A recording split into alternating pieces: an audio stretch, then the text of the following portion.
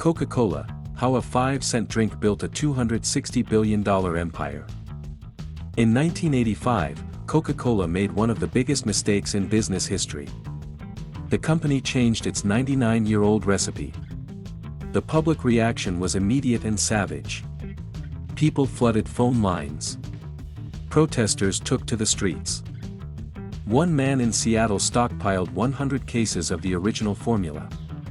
Within 79 days, Coca-Cola was forced to bring back the original recipe in what became one of the most humiliating corporate reversals ever recorded. But here's the twist, that disaster actually made Coca-Cola stronger. Sales surged. Brand loyalty hit an all-time high. And the world realized something important, this wasn't just a drink. This was part of people's identity.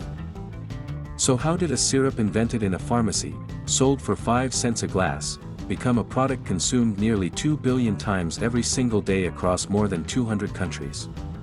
Let's find out. It's 1886. Atlanta, Georgia. A pharmacist named John Pemberton is experimenting with a new syrup he believes can cure headaches and fatigue. He mixes it with carbonated water and starts selling it at a local pharmacy for 5 cents a glass. On the very first day, he sells just 9 servings. 9. That's 45 cents in total revenue. Pemberton had no idea what he had created. Struggling with debt and illness, he sold most of his ownership stake before the company ever became successful. He died in 1888, broke, and never knowing that his invention would one day be worth hundreds of billions of dollars.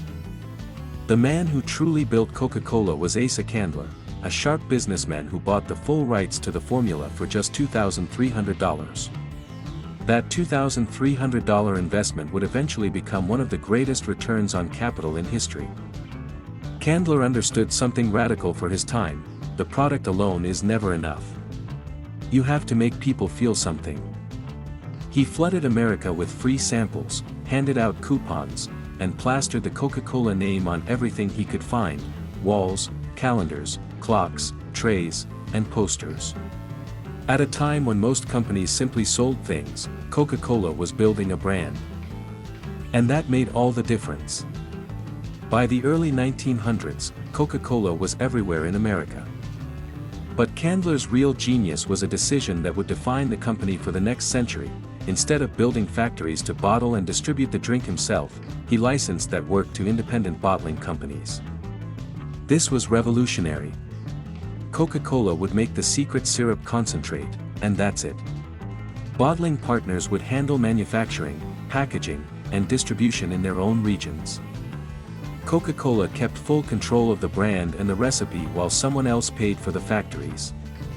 The result? An extraordinarily lean, profitable business model that scaled across the entire world without Coca-Cola having to invest billions in local infrastructure. Today, this bottling network spans over 200 countries and is one of the most powerful distribution systems ever built. Whether you're in Manhattan, Mumbai, or a small town in rural Nigeria, there's a Coca-Cola within reach. Now let's talk about the thing that truly separates Coca-Cola from every other beverage company on earth: branding so powerful it changed how people feel. Coca-Cola didn't just sell a drink. It sold happiness.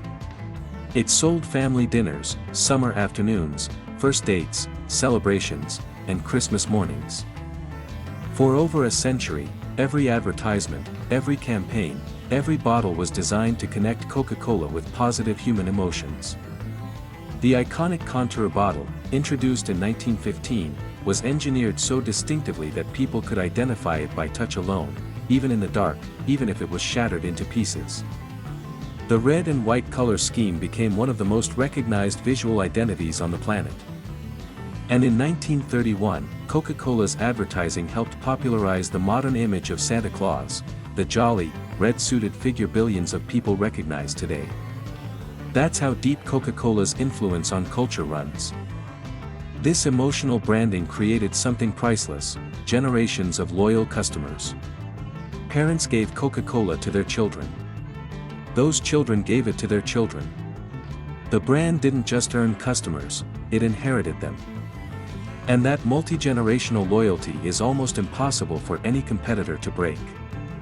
Speaking of competitors, let's talk about the most famous business rivalry in history. Pepsi. For decades, the two companies have fought one of the most aggressive brand wars ever waged. In 1975, Pepsi launched the Pepsi Challenge, blind taste tests in shopping malls across America. The shocking result? More people preferred the taste of Pepsi over Coca-Cola. Coca-Cola panicked. That panic led directly to the 1985 New Coke disaster we talked about at the beginning. But when the original formula returned as Coca-Cola Classic, something unexpected happened.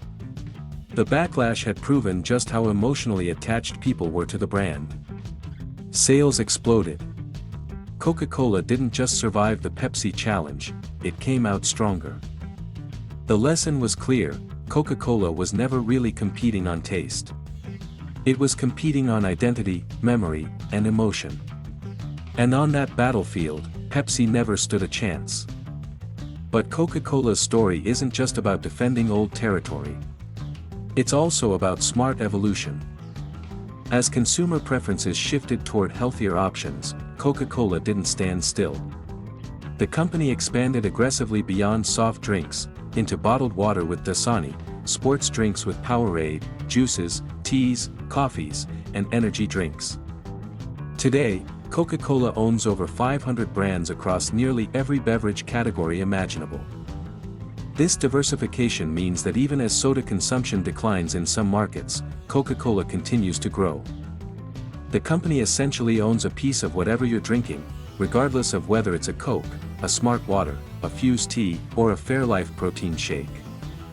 So what is the real secret behind Coca-Cola's 130-year dominance? It starts with a brilliant, asset-light business model: make the syrup, let partners handle everything else.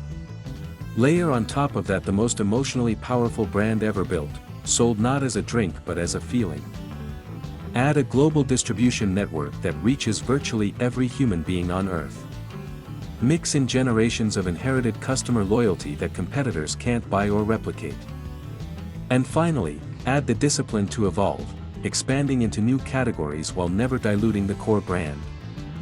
That is how a 5-cent pharmacy drink became a $260 billion empire consumed 2 billion times a day. The man who invented it died broke. The man who built it spent $2,300 and changed the world. And 140 years later, somewhere right now, in every time zone, on every continent, someone is opening a Coca-Cola. Now I want to hear from you. Coca-Cola or Pepsi, and be honest. Drop your answer in the comments. And if this video gave you something new to think about, hit subscribe.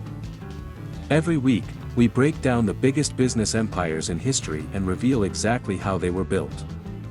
See you in the next one.